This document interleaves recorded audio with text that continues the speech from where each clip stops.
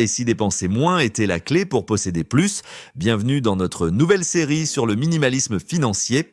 On nous pousse à accumuler toujours plus de choses, mais chaque achat nous enchaîne un peu plus à notre besoin de revenus. Posséder consomme notre temps, notre énergie et notre espace mental. C'est un coût invisible que nous payons chaque jour. Le minimalisme financier, c'est choisir de se libérer du superflu pour investir dans ce qui compte vraiment, votre liberté.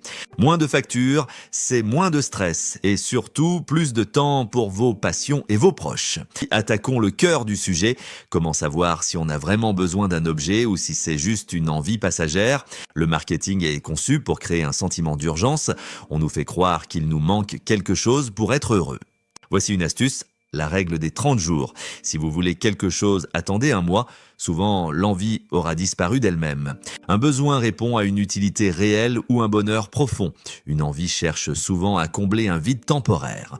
Apprenez à investir dans la qualité plutôt que dans la quantité. C'est plus économique et plus serein sur le long terme.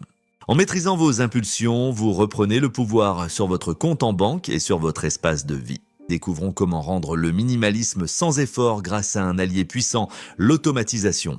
Prendre des décisions financières chaque mois est épuisant. C'est ce qu'on appelle la fatigue décisionnelle et c'est l'ennemi de la régularité.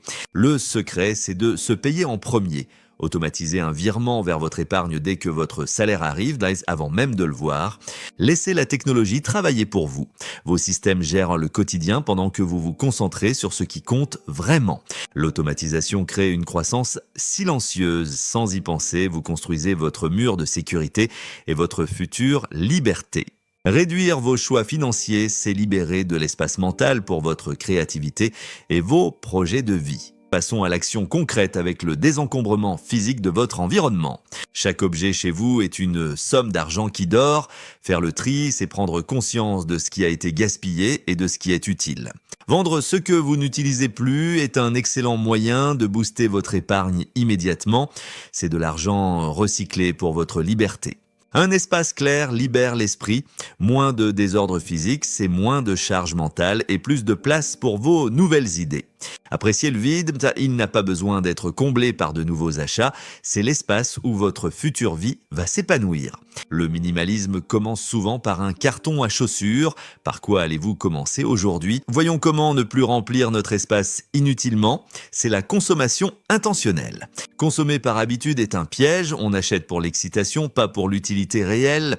Avant d'acheter, demandez-vous, cet objet va-t-il vraiment améliorer ma vie ou simplement l'encombrer? Chaque euro non dépensé est un vote pour votre liberté future. Choisir de ne pas acheter, c'est grandir. Cet argent devient votre capital de sécurité, votre assurance pour vos vrais projets de vie. Soyez le maître de vos achats.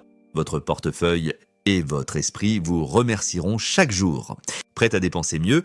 Saviez-vous qu'Albert Einstein appelait les intérêts composés la 8e merveille du monde? Découvrons pourquoi. Le principe est simple. L'argent que vous placez génère des intérêts qui génèrent à leur tour de nouveaux intérêts. C'est l'effet boule de neige. Au début, la croissance semble lente, mais avec de la patience et de la régularité, la courbe finit par s'envoler de manière exponentielle. Le temps est votre meilleur allié. Plus vous commencez tôt, même avec de petites sommes, plus l'impact final sera colossal. C'est ainsi que le minimalisme financier se transforme en indépendance. Votre argent travaille enfin plus dur que vous. Ne sous-estimez jamais le pouvoir des petits montants. Chaque graine plantée aujourd'hui est une branche de votre future liberté. Le minimalisme n'est pas une question de privation, mais d'intention. L'argent économisé sert à financer ce qui ne s'achète pas. Les objets s'usent et perdent leur éclat. Les souvenirs, eux, prennent de la valeur avec le temps et restent gravés en nous. La science le prouve, la joie d'un achat est éphémère. Le bonheur d'une expérience vécue nourrit notre identité durablement. Investissez dans vos relations. Un moment de qualité avec vos proches est l'investissement le plus rentable de votre vie. Voyager, apprendre, découvrir, c'est là que se trouve la vraie richesse, c'est ce qui vous rend unique et épanoui. Ne collectionnez pas les choses, collectionnez les moments. Votre vie est la somme de vos expériences, pas de vos possessions. Le minimalisme financier n'était que le moyen, l'indépendance est le but. L'indépendance financière, c'est ce point magique où vos revenus passifs couvrent vos besoins minimalistes. Vous êtes enfin libre. Votre temps ne dépend plus d'un bulletin de paie, chaque heure de votre journée vous appartient désormais totalement.